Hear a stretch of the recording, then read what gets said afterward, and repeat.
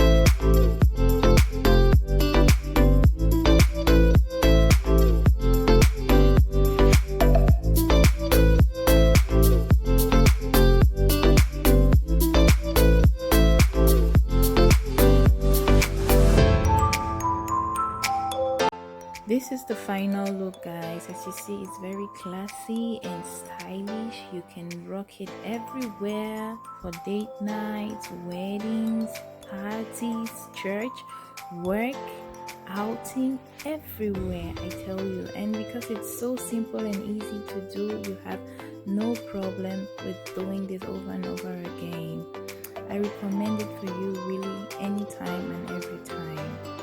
With this, I come to the end of my video. I hope you enjoyed it. If you do, please give it a thumbs up, like and share, and please subscribe. Thank you everyone for coming by, and I'll catch you in my next video. Bye.